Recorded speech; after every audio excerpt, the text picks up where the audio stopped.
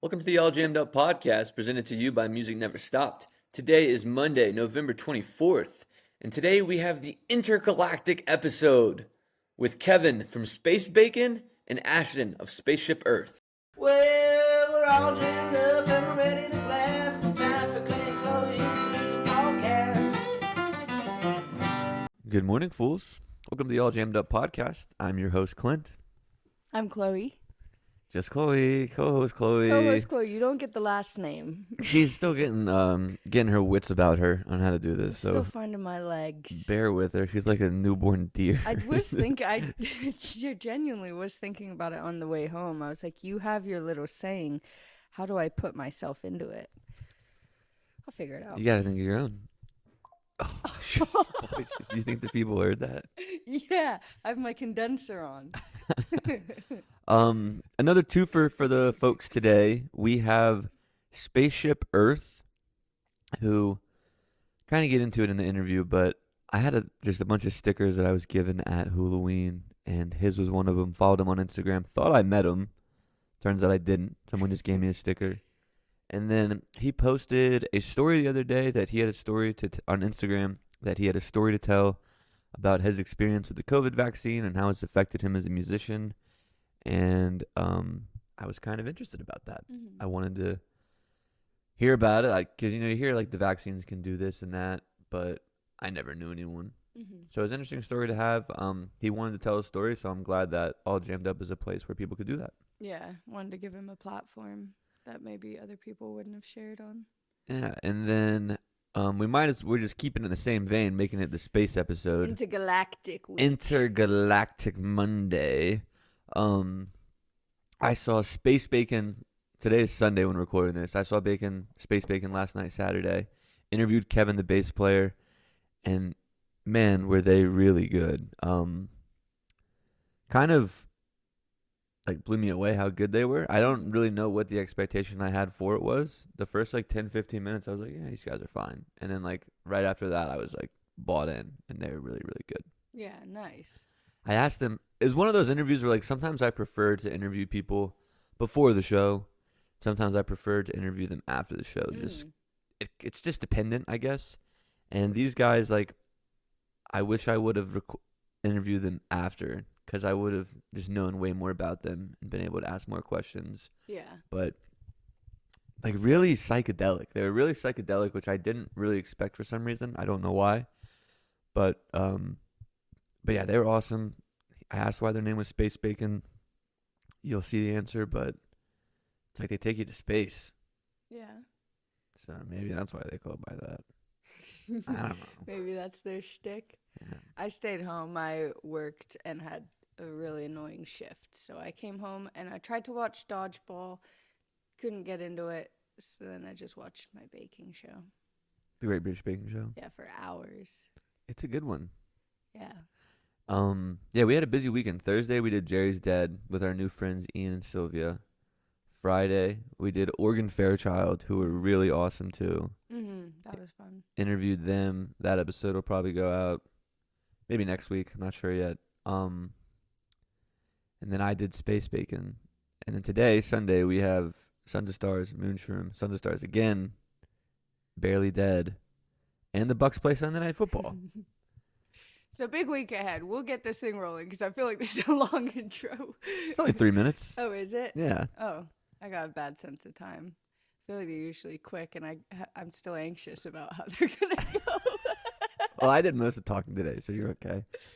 But yeah. So Space Bacon and Spaceship Earth. Let's do it.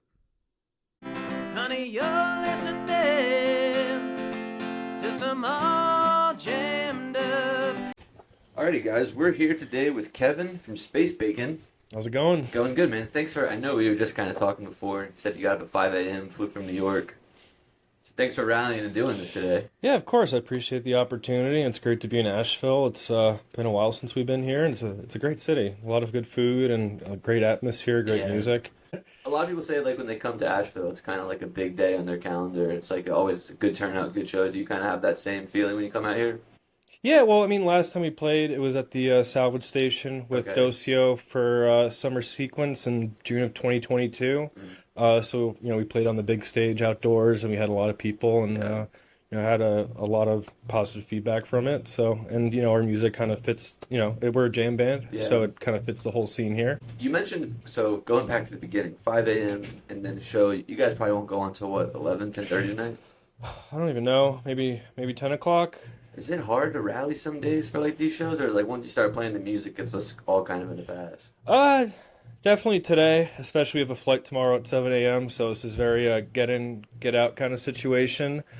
But we make it work. Yeah. I mean, we've been doing this for 12 years, and I feel like today's definitely a challenge, but we're not focused on that. We're focused on the music. We got a great set tonight. We've been practicing a lot, and last minute we decided to bust out a song we haven't played in I think 3 years, Fuck yeah. and we just did it on stage, and yeah, I hope people like it. Yeah. So 12 years, I imagine like the way that you are handling like your body is differently. Like you're not gonna come in here tonight, drink all night, and then get in the plane. No, Back definitely in the not. day when you kind of first started, was those events more common? You had to learn the hard way. Yeah, well, we started in 2013 at Fordham University. Okay. We were, I guess, kind of like a party band playing. Our first show was on Arthur Ave in a friend's basement, and that was a fun night.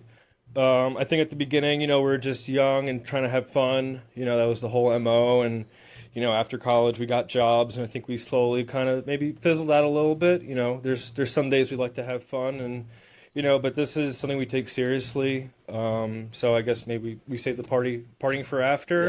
Yeah. Maybe 1 or 2 beers, but yeah, I think as you get older, you have to respect your body. Mm-hmm. We work day jobs or night jobs, whatever. So yeah, you just gotta listen to your body and just focus on the music, because that's why we're here. We're here to play music. Yeah. We're here to have a good time, and I think you can do that sober. That's Of course. we have fun all the time sober. This is also my first interview here at the Third Room, which is pretty cool. This is venues. Have you guys ever been here before? It's pretty new, I think. No, I think their 1 year anniversary was last week Okay. with Luminoid and La Special. Yeah, you're right. I'm only been here since last year, so I'm pretty new. So I don't know. I don't Yeah. know that much.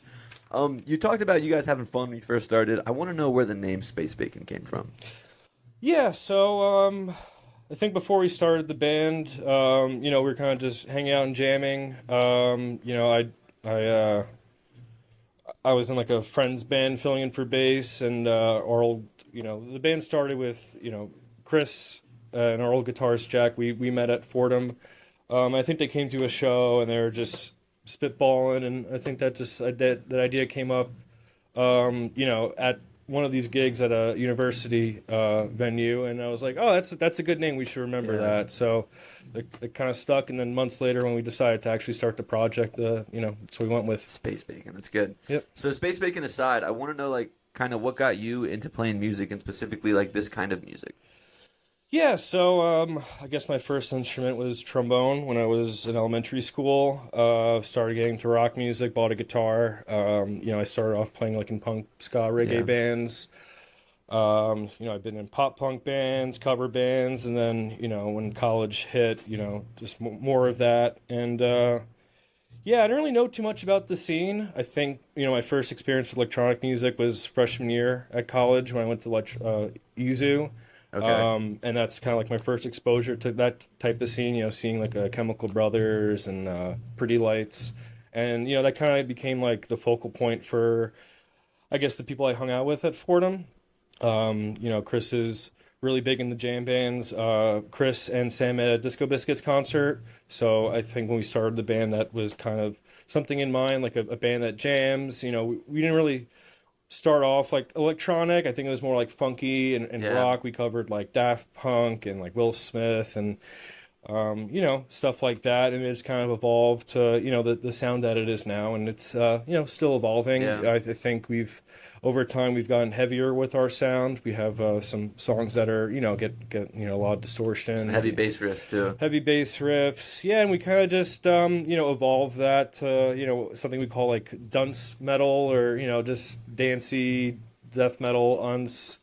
And people like it, and we think it's a very unique sound, and we have different facets and different streams of music, whether it's like light electronic stuff or like maybe more like video game-esque type tunes. We have rock songs. We have songs that maybe like post-rocky. So we cover a large array of music, and yeah, I saw that you mentioned the video game songs. There was like a set that I looked at that was like pretty heavy video games, like the Yes. GoldenEye, Yes. Zelda. Are you guys all big like gamers? And it's all classic games too. I feel Yeah, like. yeah. I think with our generation, we kind of grew up with video games. Whether it's NSC, 64 Yeah. or PS games. I think like in 2018 or whatever, we did like a video game set by surprise, and we brought that back for our annual Snow Bacon event. I think it was last year we did a video game set, and we've kind of incorporated that to our sound. We think that people, it's kind of like a nostalgic thing. Like people grew up playing certain games, and like, Sonic or Super Mario Brothers, GoldenEye. Love that game. Yeah, so we kind of, people like it, so we play it. Now, is the video games like you guys playing like when you're on touring in the bus, whatever, on the plane, or you guys like got the Switch out playing Smash, or how's that go for you guys? We used to. Yeah. I think back in the day we brought the Switch and we would play Super Smash or, whatever. And then I think we just brought it, and eventually like the green rooms didn't have a TV or whatever. So we just stopped bringing it. It was one thing to potentially get ruined. So yeah, we just, maybe we should bring it back. Yeah. Yeah. I feel like you have to keep your. I mean, are you guys flying a lot? Are you guys usually in a bus? Like, how's your touring situation? You said you flew here today. Yeah, so like I said, we have full-time jobs, and we're pretty much weekend warriors. Okay. And we're based out of New York City, so it's it's easy for us to drive if it's like 4 or 5 hours away. But flying is just a little bit easier for us. So we want to thank our sound engineer Jesse, his fiance, and our merch guy for making the journey today. They drove all the way from New York to North Carolina, and we couldn't do these shows without them. So a big shout out. And with shows like Denver, we rely on the venues, some opening acts, and we appreciate all the bands that helped us out in those situations. Or we've played Seattle this year, or north of Seattle, and they were able to backline it. So with logistics and stuff, it's just a lot of planning, and it's we appreciate all the help along the way to make these shows possible. So are you guys play a lot of shows in the Northeast, I'm guessing? Yes. Yeah. Okay. You mentioned a day job. What do you do for your day job? I'm a software engineer at Consumer Reports. It's a nonprofit that's been around for quite a long time. They test products like cars, microwaves, everything. They also do a lot of advocacy work. For example, they just found out that there is a large amount of lead in vegan-based protein powder, and that reached the news. So that got a lot of headwinds going back historically. Like, they're the reason why there's seatbelts in cars. They're also one of the first people to point out that cigarettes are dangerous. So there's a multitude of things. I suggest checking out Consumer Reports. We're a nonprofit. Yeah. And, it's just a great opportunity to work for a company like that. Yeah, I do a lot of these interviews, and people are like, I have a day job to like support this thing. It sounds like you really like your day job, though. How do you kind of balance the two of them, of like Monday to Friday grinding there and then coming out to these shows? Yeah, it's tough. I was in the office all week, and we practice on Sunday.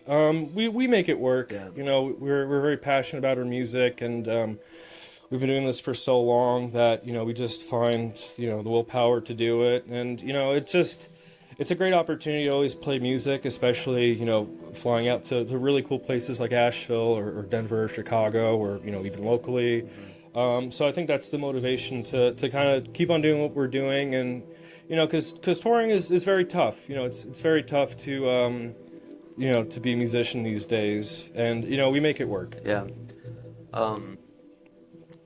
We're talking about shows outside of the Northeast, and you guys have a pretty big show coming up December with Disco at Garcia's. Yes. Have you guys been to that venue yet? No, I think it's pretty new. It's pretty new. I'm like obsessed with the idea of it, but I don't know anything about it. So I was hoping maybe you'd been there and could shine some light on it. I know it's going to be a big show for you guys. Are you stoked for that one? Yeah, no. The ticket sales are doing very well. I suggest if you haven't bought them, do it now. But yeah, it's a great pairing. You know, we've been playing with Disco, you know, on and off. You know, we did a couple of co-headlines together. We've shared a lot of festival dates. We're going to be playing not only Chicago together coming up, but a festival in Florida, Zootopia in near Tampa. But in terms of Garcia's, I mean, to go back to where we started in 2013, you know, when we were kind of moving out of, you know, those house parties or wherever we could, you know, Garcia's opened up in Port Chester with the Capitol Theater, and we were very fortunate to kind of make that our home base for a long time, playing, you know, close to once a month. You know, you know, so we've been very close with Garcia's for a very long time, and you know, other venues similar like Capitol Theater we've played twice. We also have opened up for a lot of big acts at the Brooklyn Bowl, and this past September we got to headline Brooklyn Bowl, which is, you know, a very big highlight for our career. And you know, I think working with you know, Dayglow and Pete Shapiro's venues have meant a lot to us, and we're really excited to be a part of you know, their, you know, to play their new venue in Chicago. Yeah, one of my like worst moves just ever is I used to live in White Plains. Oh wait, I'm from Eastchester. Really? Yeah, I used to go to White Plains all the time when I was a kid. I worked at my first job out of college was at Westchester Country Club. Oh, nice. Yeah. Oh yeah, are you from Westchester? No. Oh, okay. I had an internship in Oregon at a golf course. Mm. And then, like, the head pro came and I met him and he was like, hey, man, do you have a job after college? And I was like, I don't. And he was like, would you want to be an assistant pro here? Nice. And I was like, sure. And it was not for me. Like, Yeah, being yeah. up there was not for me. But I think the theater was, like, closed or something the 3 months I lived there. So I never got to go. Mm. But I got to go to Colony Grill a lot. Colony Grill is it's one of my best friend's favorite spots. So are you like a New York City pizza guy or like a Connecticut Stanford pizza guy? I mean, when you cross into Connecticut, it says what is it, the home state of pizza or whatever. I mean, they're two completely different things. Yeah. I mean, New York City, obviously, you know, I've eaten pizza in the Bronx for breakfast, lunch, and dinner, you know, for a period of time, and I love pizza. We all love pizza. I mean, Connecticut is good. It's different. Yeah. You know, I think New York's better just because I'm from New York, but no disrespect to Connecticut pizza. I think it's good too. And so you're from like born and raised in New York? Yes. Okay. Majority, yeah, we're all, you know, Sam's from Long Island. I'm from Westchester. Fred and Chris are also from Westchester. We met in the Bronx and we migrated to Brooklyn right after college. Okay. And yeah, so we're New York based. I want to go back to like when you were coming up with music, like high school, when you said like the punk and ska. Like, what were you really listening to that you were kind of trying to like duplicate on your bass? Well, I was playing guitar back then. Oh, so just but I still played a lot of bass because, you know, like Rancid, for example, like Okay. Matt Freeman. You know, I saw other people do it. I'm like, wow, it's really cool. And then, you know, I played trombone and tuba, so I eventually got an electric bass, and I played in the jazz band because they wanted me to do that, and, you know, because I could read the bass clef. But in terms of, you know, way back in the day, I mean, like Bouncing Souls, Rancid, you know, we got into like Leftover Crack, a lot of Choking Victim, a lot of Sublime, kind of like that, like 90s style of music. Yeah, and it kind of just evolved to, you know, you hit college and it's like, you know, you see all this new music, Yeah. and then you eventually evolve to jam bands, and it's, you know, like I saw Rancid once like 3 days in a row, and I was like, they played the same exact set, the same exact thing, and I kind of like was like, okay, I gotta listen to other stuff. Yeah. And you know, when you go to a jam band show, like I saw Disco Biscuits last week, you know, it's always great to see them, and just the way that they conduct their music and flow through the jams, you know, or, you know, seeing Lotus at Summer Dance, the way that they do it, you know, they're both jam bands, but the way they both do it are you know, So much different. well, it depends on how you view it. Yeah. Yeah, you know, just So what was that for you? And like, you know, you're into see Rancid, same show 3 times in a row, and you're just kind of like, it's got to be more out there. What was the first show that you saw, or like the band that you saw that was kind of like, I want to do that? well, the first jam band I saw was STS9, and I don't think I really got it. Yeah. I thought it was good.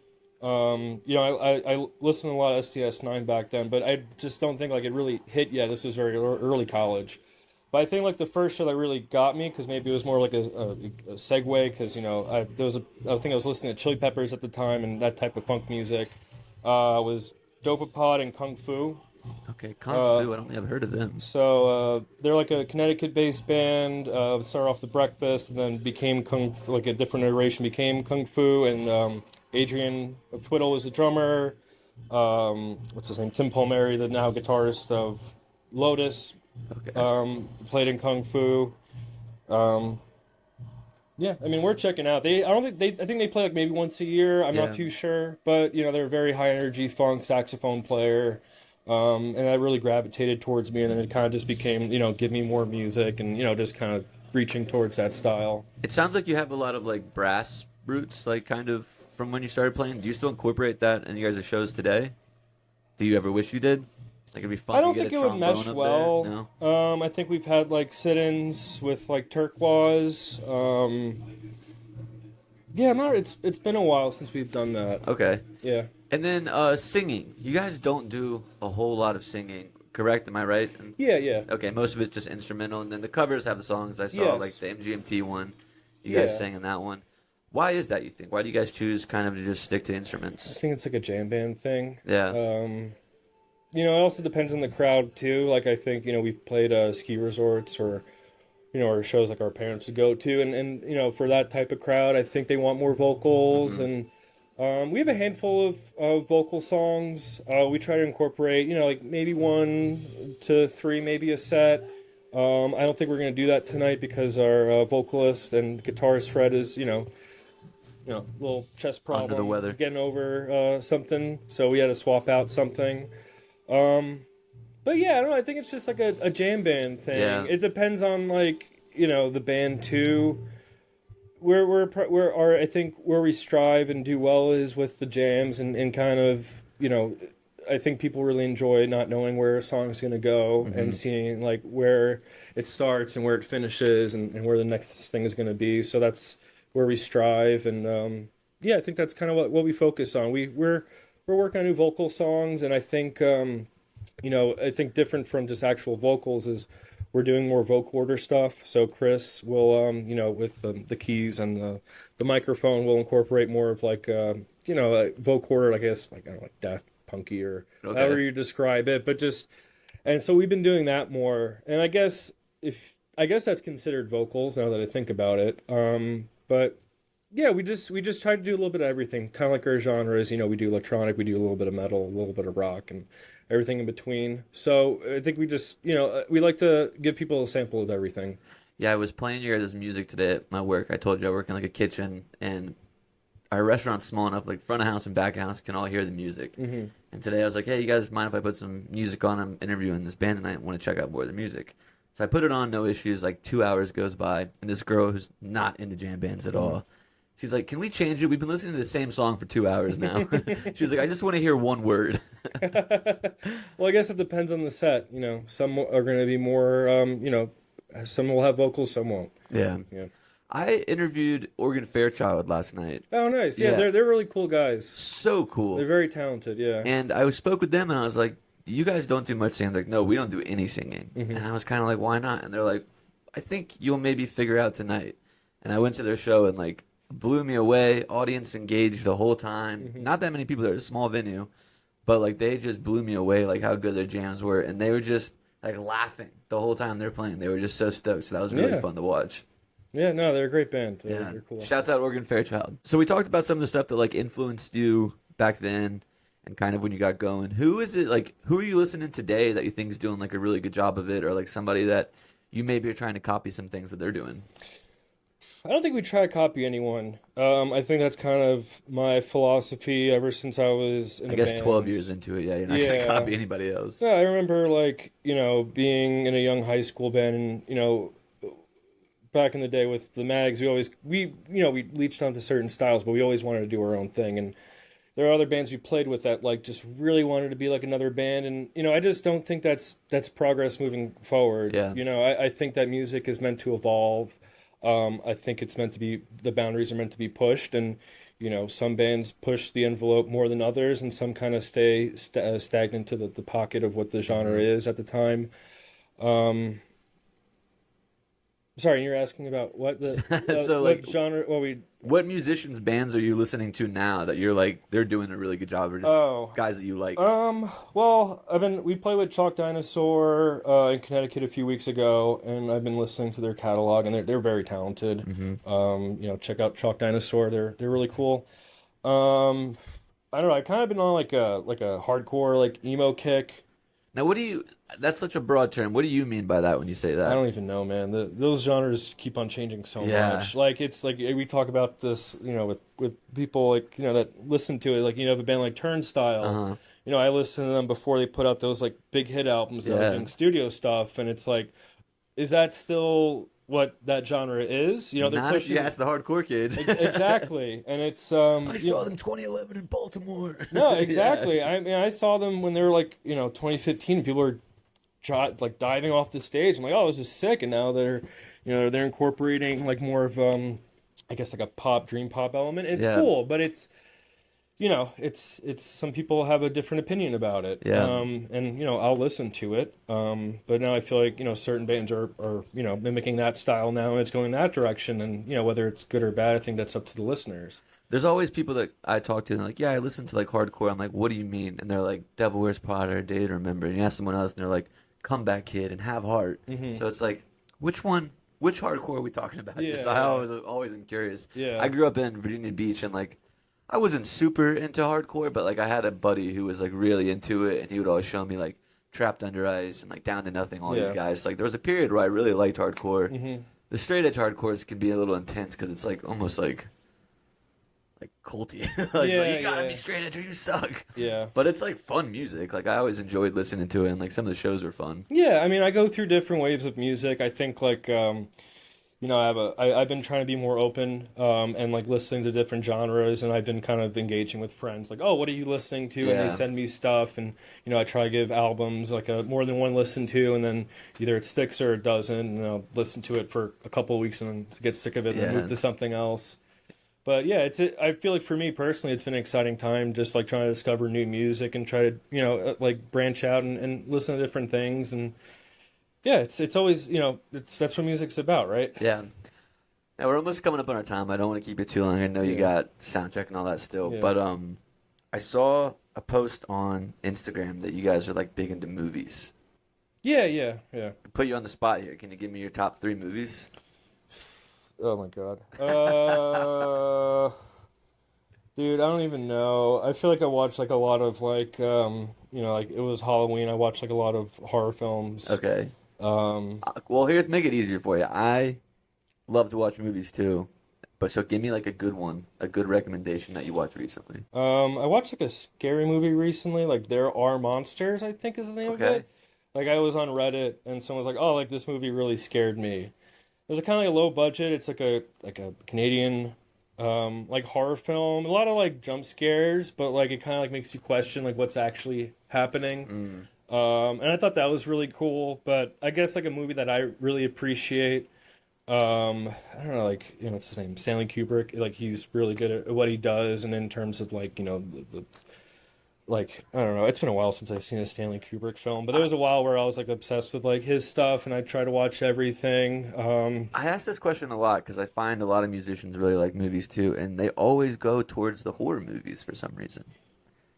Yeah, I don't know why that is, but it's always interesting to me. Yeah, I don't know. I just I play. I used to play more horror video games. It was Halloween recently, so maybe it's probably gonna change to Christmas films and holiday Hallmark stuff. Mariah Carey. Yeah. But I don't know. I guess I don't know. I need to watch Brazil again. Okay. It's Terry Gilligan. Brazil, Terry Gilligan. I'll write Yeah, that it's one like down. I think it's like 1975. I think like George Clooney is in it, but he's like super young, and I was it's gonna like say 1975. it's like the you remember Game of Thrones, the Sparrow guy? I never watched High that show. Sparrow. Yeah, he's like the main character. And it's kind of like a dystopic, but it's like Terry Gilligan, so it's like Monty Python. So the whole Okay. thing kind of like I don't know. It starts off with like a fly and a typewriter, and it kind of just like it's kind of like Burn After Reading, where it's like one small thing kind Yeah. of just becomes like a grandiose ripple effect and kind of like commentary on like whatever utopias and dystopias and etc. Cool. All right, man. Well, before we wrap up, is there anything you want to plug? I know we talked about some of the upcoming shows, but anything else you guys just want to plug? I don't know. Catch us on the road. We have a lot of fun dates coming up.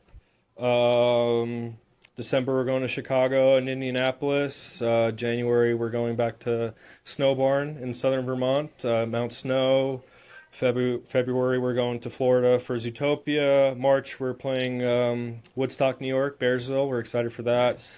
And we have a date in Denver. We just announced at Cervantes on April 10th. And It's my birthday. oh, nice. I guess happy early birthday. But yeah, we got a lot of fun stuff lined up. I mean, next year, it's another exciting year for the band, and we just ordered a bunch of new shirts with a brand new design by Zach Katz, and we're excited to have that printed. Yeah, I don't know. Awesome. Check us out on the road. Well, thanks so much for coming on, man. Of course, thank you. Another one.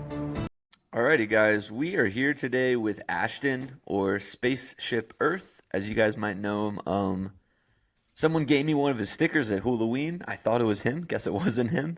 And I followed him on Instagram. Saw a post about a story that he wanted to share on a podcast or some kind of media outlet. So I thought, hey man, why don't you not come on mine? So I guess we can just start with who you are, Ashton. Yeah. First of all, thank you so much for having me on. It's great to connect. My name is Ashton Robertson, and I make music under the name Spaceship Earth. It is psychedelic electronic music with live electric guitar. So it's, jamtronica, electronic, and the guitar is kind of like rock. I don't know. It's not like traditional jam guitar. But yeah. Then,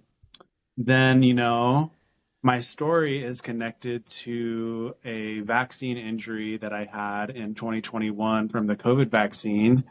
And yeah, the post you saw was kind of about that because recently I lost my ability to make music because I'm having some ear injuries connected to the vaccine and extreme sensitivity to sound. But back in 2021, when I first took the vaccine, I essentially I don't want to say lost my ability to walk, but I could only walk for 100 yards for 6 months. And it took me 17, 18 months to start playing shows again, and about 3 years to fully heal my legs. And then I still just kind of suffer with numerous neurological injuries and symptoms.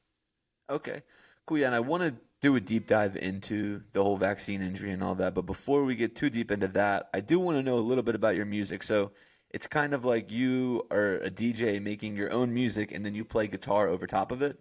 Yeah, exactly. So I'm a producer, electronic music producer, and then I'll DJ my own songs and then play live guitar over it. I just take the guitar recording out and then play or improv a lot over the parts. Nice. It's kind of like Papadozio meets meets Kalia Scintilla or Closey, and 50 other things.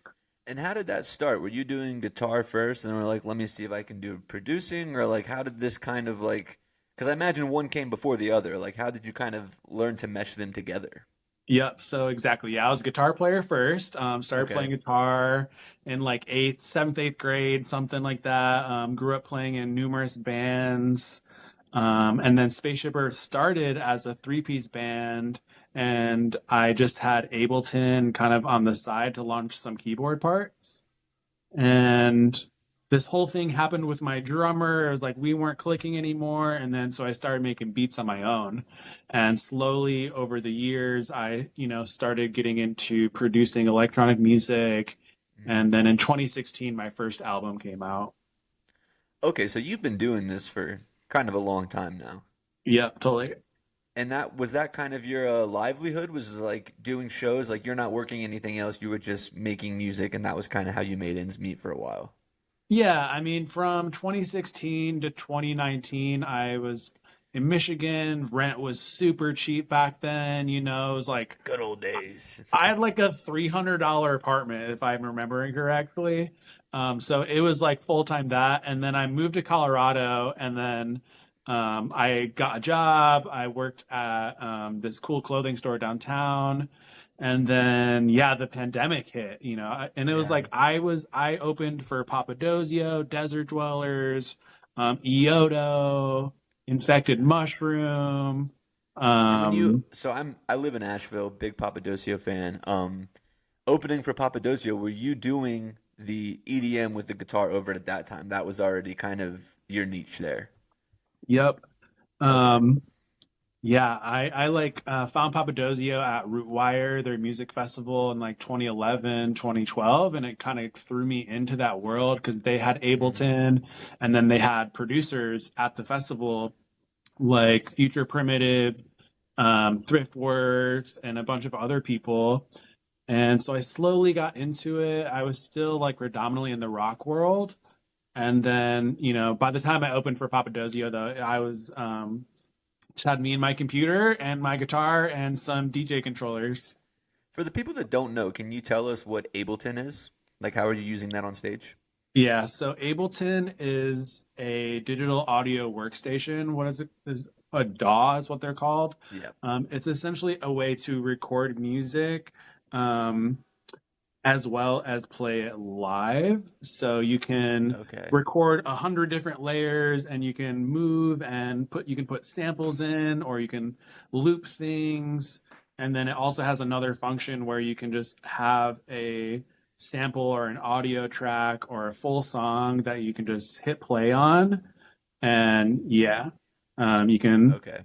so you can make music in it. That's why it's called Ableton Live. It's like you can make music in it like a program like Pro Tools or Logic. But with Ableton, you can use it in a live setting, and you can also use it as like an auxiliary thing to like launch clips or something like that. Gotcha. Okay. Because I hear that get thrown around Ableton and digital audio workstation, and I'm just the podcast guy. Some of that stuff Yeah, goes over my right. head, and I'm sure some of my listeners feel the same way. So just wanted to clear that up. But yeah. So it sounds like you had a cool thing going. Obviously there's people who are fans of you because I got your sticker at Halloween, and then I just assumed that we'd met there, followed you on Instagram, saw a couple posts, and then I saw the one where. And before we get to this, I would want to say, kudos to you for telling your story. I saw some of the other posts too where people are like being pretty negative, just like, hey man, like go cry somewhere else, blah, blah, blah. Just like fucked up stuff like that. So I'm sure that was hard for you to do to really get that out there. And the people that are saying that on the internet are the people that have private accounts and 100 followers and Right. don't know anything about anything. So kudos to you. But I guess just kind of because from what I understand, you got the vaccine. As I never got the vaccine. I just was like, I'm not worried about getting sick from COVID. I had it a couple times and I was sick for a few days and I was just like, I don't really see the need for it. And, I never really thought that you could get like that sick from it. I just was like, I'm not going to do it. So I guess just kind of walk us through. You got the vaccine and then like, what was the timeline? What happened and kind of to where we are now, I guess. Yeah. Yeah. Thank you for saying all that as well. It means a lot. And so essentially, I was in Denver. I moved there 2019. I was starting to get bigger shows. I signed my first agent. We had this whole tour book in the like from Colorado to California, and then COVID hit, right? The pandemic Hmm. started. And whatever, we're all in the pandemic together. I'm doing the live streams, but I actually, funny enough, I did get COVID like the first friggin' month of the pandemic, and it affected me really strongly. I Okay. had long haul COVID for like that whole summer, just like burning lungs and chest. I thought that was bad. But it went away by the summer, just kind of like some lingering pain and like really sleepy, like chronic fatigue vibes. Like what they Um, said would happen when you got COVID as like a younger yeah, person. like I had the typical COVID things, and yeah, it's like I had a family member die. I knew other people people were, getting either severely sick or dying. I took it very seriously. Hmm. And So you felt inclined to take the vaccine with all that happened prior. yeah, I mean, I was skeptical for sure about the speed and like knowing a little bit of the background of like Pfizer, the companies, of having like, being sued for millions of dollars for, bad shit. But I read an article that I could maybe stop long haul symptoms. And at the time, the venues were starting to require vaccines. So my thinking ultimately was like, I'm just going to get this shit out the way and get back to touring. I was writing a bunch of music I was super excited about. And I just want to get back out there. And yeah, I took the vaccine, Pfizer, 1 dose, and the very next morning, I was just chilling in my room. I heard my roommates get home, and I stood up to go greet them. And then I like lost consciousness, blacked out. I I want to woke interrupt up. you real quick. You're Did good. you have like previously to COVID and the vaccine, did you have like any underlying issues or like maybe something that you think could have like reignited from it, or is this all kind of new things to you? No, so I was literally like a star athlete in high school, perfectly healthy. I studied holistic health at school. I was, you know, having a extremely balanced diet. I know a lot about health. I was drinking green juices and having grass-fed beef, whatever. It was like I was super healthy. Yeah. So no, I didn't really have anything. Okay. Not that I'm aware of. Yeah. So then the next day you fell unconscious when your roommates got home, and I interrupted Yes. you, so go ahead. So I essentially black out, wake up. It's like I don't want to say it was a seizure, but I was like violently tremoring. My body wouldn't stop shaking. I guess it's kind of a seizure. And I was so thirsty, I couldn't walk. So my roommate rushes me to the ER. They just kind of give me some saline and send me home and just like say like to monitor it. Sometimes a reaction can happen from the vaccine where it's like, you're getting messed up for a day or two. Yeah. And that's typical, And I feel like, too. You get yeah, experiences like that and then it goes I away. was like, holy crap, that was horrible, but I should be good. Yeah. So the next day, I am just extremely dizzy. And I'm so dizzy, I have to go back to the hospital. And within a few days, I lose my ability to walk. All of my limbs are losing circulation. And my mom has to fly from Michigan to Colorado. And within a week, I was back in Michigan, staying with my mom. Can't walk more than a few feet and losing circulation to my feet, hands, and head. And I have no answers. I started going to different doctors, and they had no answers. First of all, they didn't know anything about the vaccine. It's so new. Yeah. And there was also, it's very politicized. So they were reluctant to help me. Over like a 2-year period, I saw 15 different doctors, and none of them treated me. Even though I was in a wheelchair, all this stuff. So I was kind of left to fend for myself. Okay. And did you now like so today, how are you today? Like, are you pretty much back to normal? Is there still like things that come and go? Yeah, so I've been playing music for about 2 years now, live Okay. again, and but kind of like navigating numerous injuries throughout it, and like a year ago well, it's like one of my symptoms was severe tinnitus from the vaccine. I'm just like extremely loud, debilitating, freakishly loud tinnitus, and that Which is just like your ears ringing, right? Yeah. it's like the Okay. most annoying thing.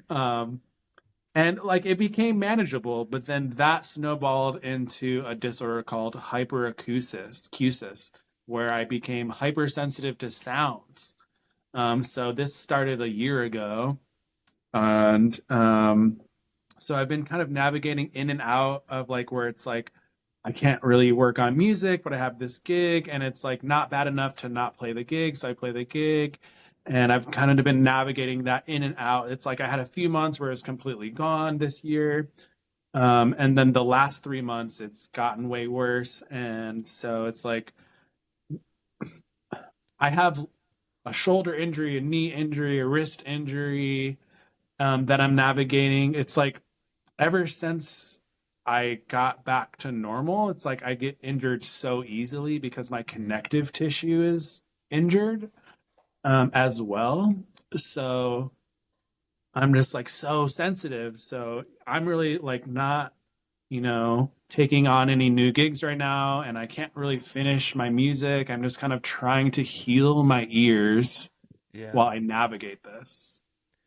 And so now we're 5 years removed from the vaccine. More is coming out. I'm sure you're not the only story like this. Have you met with any like doctors or professionals that are like diagnosed, like saying, yes, this is from the vaccine, or is this just kind of like your experience and what you're feeling it had to have come from? Right. So all my doctors confirmed for me that it was from the vaccine. Okay.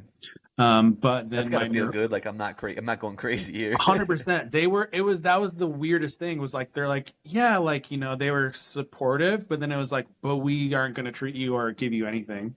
But my neurologist, because it was like, I wasn't just weak. It was like I had neurological damage that prevented my muscles from firing. So I didn't even really know about this shit beforehand. I was like, okay, I wasn't just, I couldn't walk because my legs were weak. It was like my spine and my brain were injured. And it's this, my diagnosis is called transverse myelitis, which means, so like in music, there's like a guitar chord or whatever. Yeah. Like I have this guitar cable right here. So transverse myelitis means like your nervous system, your cord is like this cord is damaged. So the electrical part is exposed. The myelin, that's why it's called myelitis. Is damaged, so the electrical signals in my body can't get to where they need to go.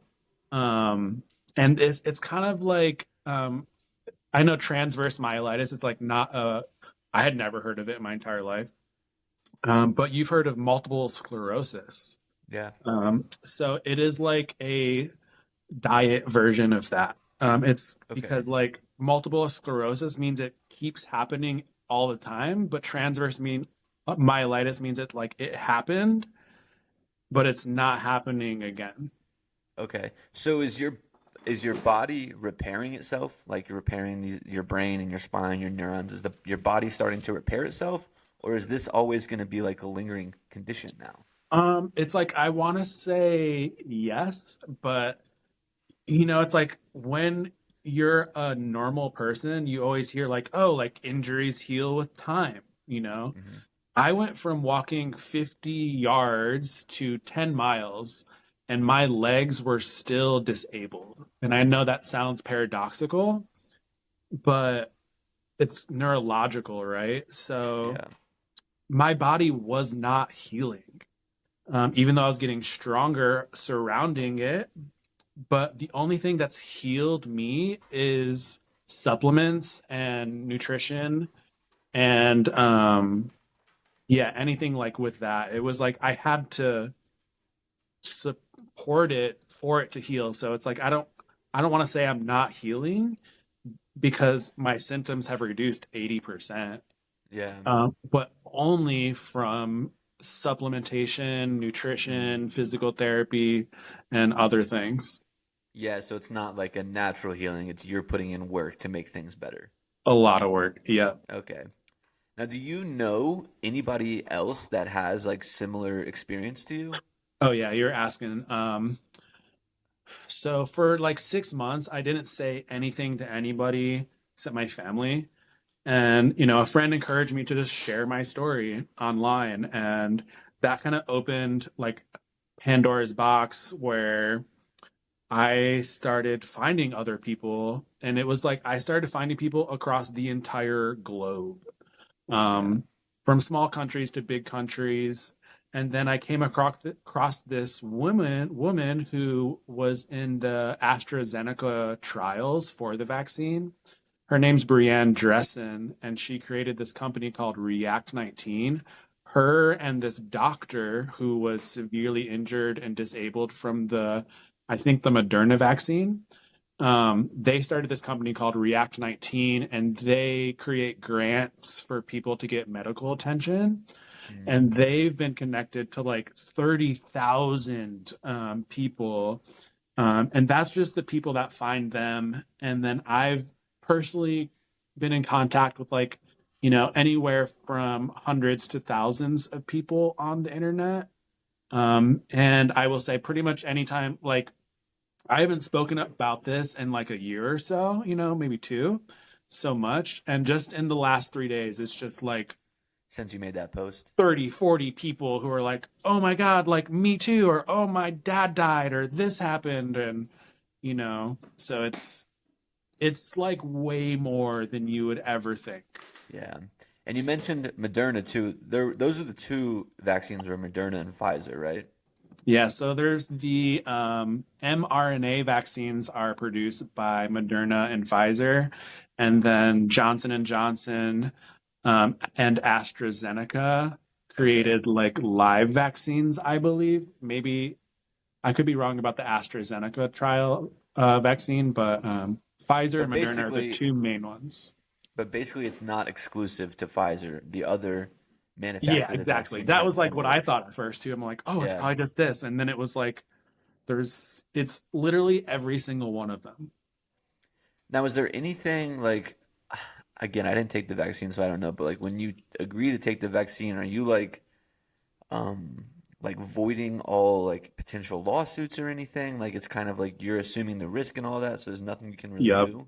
100%. So essentially, when Congress created the funding for the vaccine, they passed this thing called the Emergency Care Act, and in that bill, they removed all liability from Pfizer and Moderna. Okay. So you're unable to sue them. And then there's like some other vaccine law Immunity. where it's like the companies aren't liable and you can't sue the government either. Yeah. And the COVID vaccine, well, it's like, I didn't even know that there is a vaccine injured compensation program in the United States, which pays out $250 million every year to other vaccine injures. It's a lot of money. It's like $5 billion over a 30-year period. But it's like I definitely don't want to talk about other vaccines. I'm just saying like there's compensation programs, and for some reason the COVID vaccine is not on that program. It's only on this like smaller program, which has like denied the majority of the claims and paid out like, a few $1,000s to some people. So there's not really financial compensation, and the companies can't be sued. But you have to take the vaccine to go tour and go do this and go do that. Right. I just wanted to like be able to hand them a card so I could go play a show. Yeah. So what do you think, like, is there something we can do? Like, is it just like awareness? Like, what do you think is the next step? I appreciate you asking that. And I truly think the next step is raising awareness to just kind of normalize that it was a thing that happened. It's like, according to my research, and I'm a DJ, not a frickin' scientist, but the COVID vaccine has way more injuries than other vaccines, like significantly more. And the vaccine was, quickly rushed to market. So it's like, I feel the story that needs to be spread is like, people were injured by this and they deserve, first of all, compensation, and they deserve just like respect, because it's, as I share this story, people are so mean and so rude, and they call you anti-vaxxers even though you got the vaccine. It's like, I'm not an anti-vax person. Yeah. I'm just someone who was disabled by the thing that was supposed to stop the global pandemic. So I think the first step is definitely raising awareness, and then through React 19, this company that I'm talking about, well, organization, it's like a nonprofit organization. They're trying to get the vaccine onto this bigger compensation program, and then, you know, be able to like extend it back a few years so people who are injured can apply if you have evidence or whatever.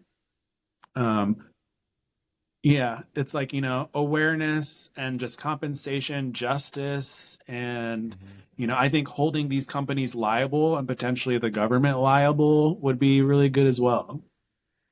Do you think there's any chance of that? I mean, a few years ago, I was like, wow, like I met so many people like who are injured, like we're gonna get this going.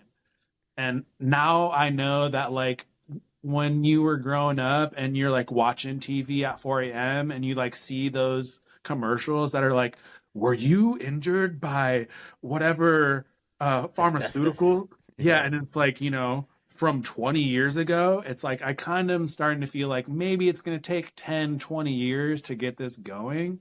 But I do think that we will get there for sure. Okay.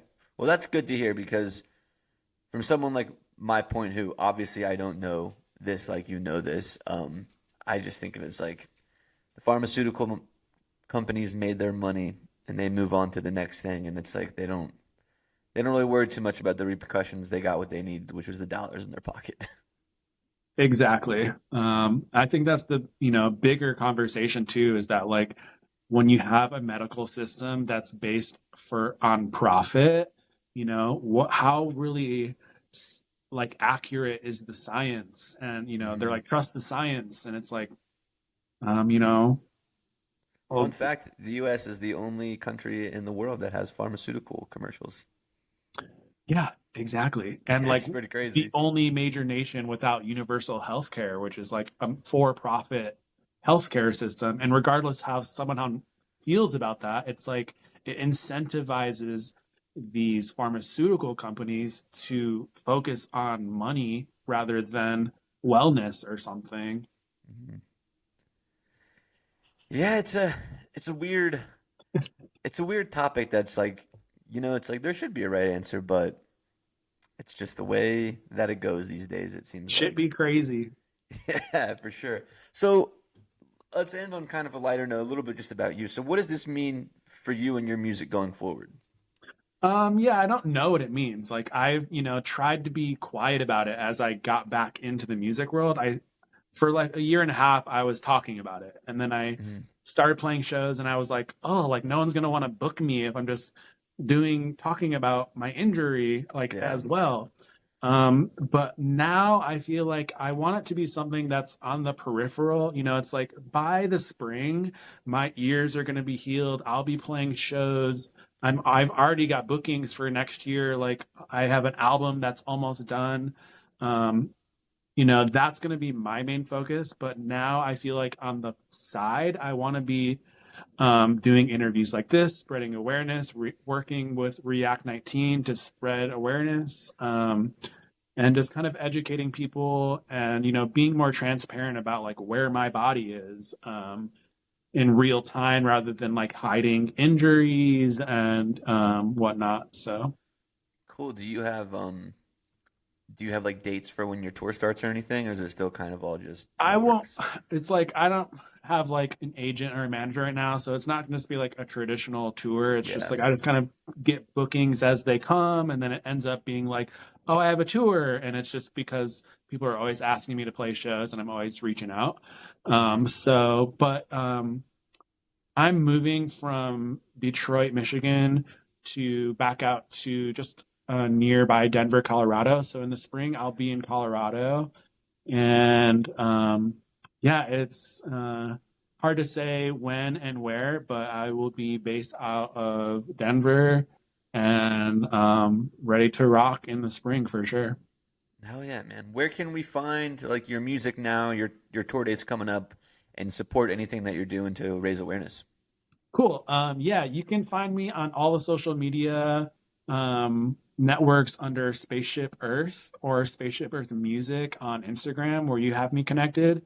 And then I'm on all of the streaming platforms as well, SoundCloud, Spotify, YouTube, just under Spaceship Earth.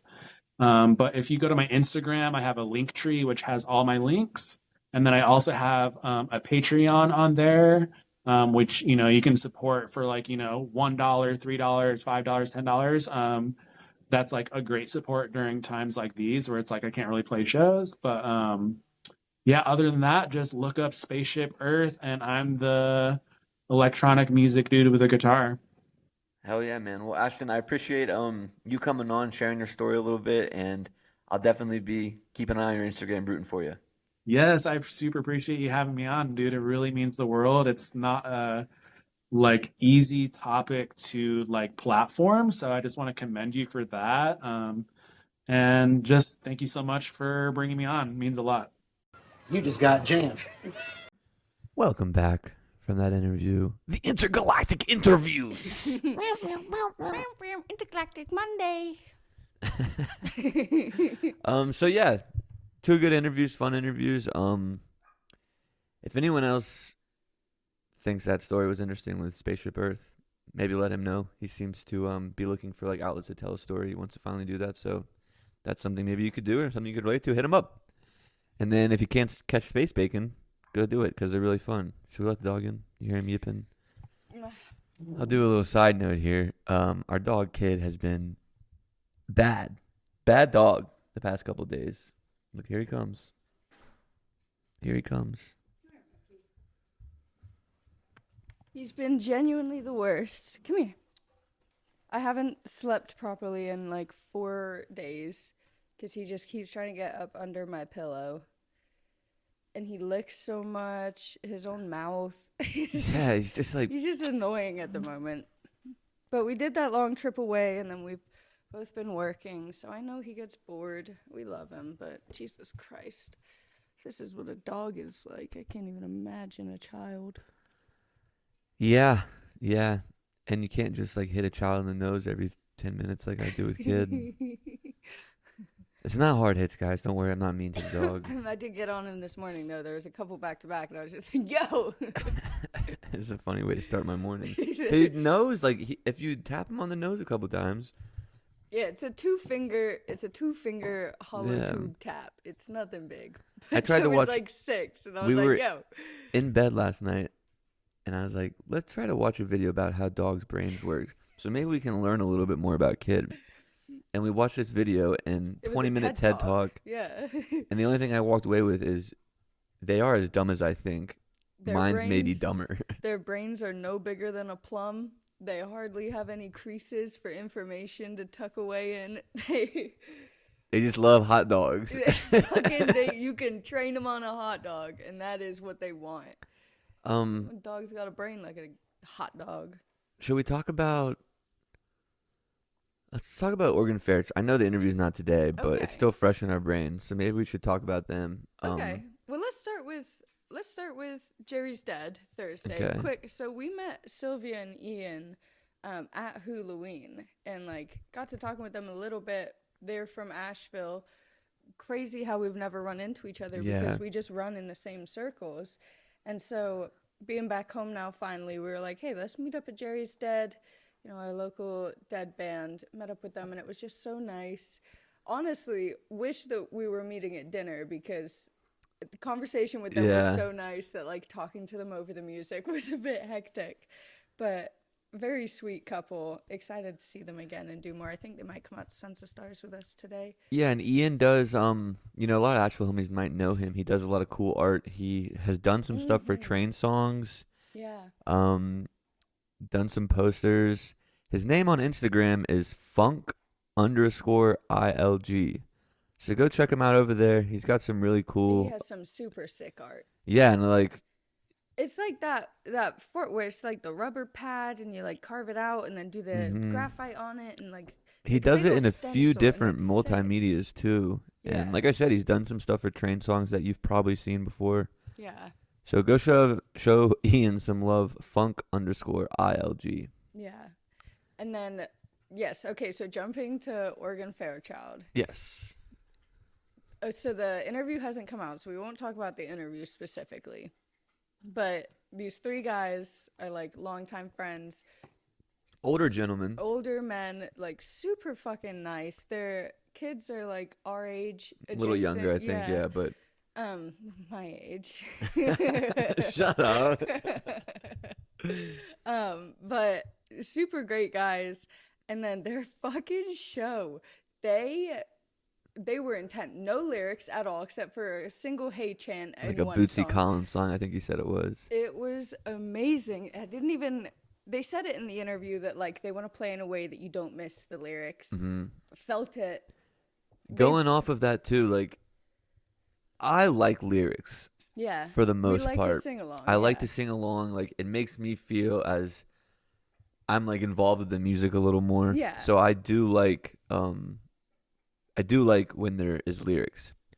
No lyrics at Oregon Sheriff Fairchild. No lyrics at Space Bacon. And both like great shows. Like I had an absolute great time. So I think like maybe me just being a little more open to it Yeah. and being like, okay, no lyrics, let's see how this goes. I was just both like on a journey with them. And Yeah. I Oh think my God, one was thing it I'm a starting to journey. like too is like this intersection of like EDM music kind of, but with live band. Because that's kind of what Space Bake was like, very like synthy, which is Mhm. fun. But back to Oregon Fairchild. They opened the second set with this song. I don't know what it was. The That guitarist was- Rob was the guitarist Rob. I don't want to do that. I don't. Yeah, I might have wrote it down actually. Yeah, I think it was Rob, and then or maybe Dave, and Rob was in the middle. Rob was keys. Rob was keys, Corey was drums, so Dave was guitar, I think. There you go. But Dave was like, they were like speaking their own language up there. The jam that they did, again, have no clue what the song is, and hopefully they post their shows on Nux. Yeah, so they did. one, go check that out. Two, let's cross our fingers that show is on Nux, Yeah. 'cause I want that song. But yeah, the way they were jamming together, the way they had the whole room fucking captured. Yeah, it was. Absolutely enamored. There was a great little dancing section going on that we were in. Vibes were so high, and they were loving it. They were having such a good time. So They much were all fun. just like smiling back and forth to each other. They were like feeding off each other's energies. There were like a couple times where I saw Rob Keys. I don't know. There were a few times where I saw Keys kind of like leaning towards guitar and being like, yeah, he's like, you're gonna do it. And then the guitar would do something kind of Yeah. like funky and he would just giggle to himself. It was very nice. It was so fun to watch. And that's so cool when bands have been playing together. I mean, that band's been together for like 5 years, right? But they've been playing together like the longer. 80s, yeah. And you can always tell when a band is like that and they can just like read each other and like know where the other is going. I always find that so impressive. Yeah, that song that they opened the second set with was Chameleonous Monk. Chameleonous Monk? It's the word That might be my song of the week. then. Chameleonous Monk? Chameleonous Monk? Homogeneous? I don't know. It's not chameleon, I don't think. But I think Wait. it's Chameleonous Monk. CHA. Chameleonous? Chameleonous. And that's spelling with Clinton Hey, Chloe. look, they got the all jammed up beers. Yeah, I think because he was the one who said he wanted to try it. Yeah. Corey did, yeah. How fun. Yeah, those guys were great. Space Bacon was great. And then we have a really fun day today. Sons I'm of very Stars, excited. Moonshroom, and Barely Dead. So And a cool interview. Cross our fingers. cross our fingers, yeah. Cross our fingers and our toes, but maybe a cool interview. And football and Arsenal, Arsenal. Tottenham. And then we got tomorrow, a couple of bets in. we both have a day off. We Woo! do. Might not leave the house. Might order food in. Who knows? knows? Really gonna treat ourselves nicely tomorrow. Yeah, There's no plans for the podcast for that day. for the first time in a while. first Oh, I time in do like- have an interview tomorrow, actually. Oh, rats. Oh, well. Oh yeah, one. It's a good one, It's though, okay. yeah. Yeah, that's fine. We could take an hour break. It's okay. Yeah, We could do something for an hour. cool. Well, I think Oh, is there anything else I wanted to talk about? I feel like your phone's over there. buffer. Buffer time. It's time to buffer. If you haven't yet, go listen to 116 Days on Dogs in a Pile. Such a good song. Chloe's Corner. Oh, okay, no, yeah, those are last week's. Eagles molting and Jameson. Maybe I just want to chit chat. It's nice and early in the morning. I'm a morning person. I get my energy. Nice and this early in time the of morning. It's day. 11:15. I slept until 9. You slept till 10. I was a tie boy. Tie boy, you had a late night. I tried to stay up for you. I ate so many snacks last I night. texted you at like 11, like right when they started the second set, and I was like, "Hey, second set starting. I probably won't be here the whole time. See you at midnight or so." And you didn't text me back, and I was like, "She's definitely asleep." I did fall asleep, but I woke back up when you got home. You did, yeah. Because I got in and the light was off, and then I let Kid out back, and when the light was back on, I was like, "She's really trying to wake herself up, I guess." I just wanted you to know that I was up. I heard you come in and I was like, perfect. So excited. But I had a bowl of Cinnamon Toast Crunch. I only had a salad for dinner because I was like, I thought about getting Sonic, and I didn't get Sonic. And so I was like, okay, that means I have some room to play. So I had a bowl of Cinnamon Toast Crunch. I had a little ramekin of goldfish. I had a mango. I had a yogurt, one of the flips, one of the s'mores ones. Flips are They're good. so good. And I had some of those sweet chili chips. I had a lot. That's the way it goes sometimes. That's 5 or 6 snacks. Well, one we're night. definitely going to pick out on Thursday for Thanksgiving. And there will be an episode on Thursday. It'll go out Thursday, so you'll have it. Be so grateful. Maybe we'll make it, I don't know. But we'll make it a good episode for you guys, so I know a lot of people will be traveling. I'll dress and as a turkey. something you can have to listen to on your drives I'll to practice family. my gobble. And if you've made it this far into the episode, you're probably a real OG fan. We appreciate you. So your homework task is tell your family about All Jammed Up. Tell them to follow us on Instagram and Spotify. Yes, and mark your calendars, July 18th and 19th. It's gonna be. It's gonna be big. It's gonna be July. It's gonna be 18th and 19th, 2 days. 2 stages. One big dream. One World Brewing. I have started kind of sketching a thought for a poster. So, Nice. the first one was so damn good. I have to run Had it to back frame and it. do a second one. Alrighty, we're all good. Yeah. Alrighty, guys, have a great week. We'll see you again on Thursday for Thanksgiving episode. And remember, wherever you are right now is exactly where you're supposed to be. Well, all jammed up, hey, that's where it's going down. Best damn pot in this old Asheville town. More than enough old stories to go around. And I'm all jammed up right now. Yes, I'm all jammed up right now.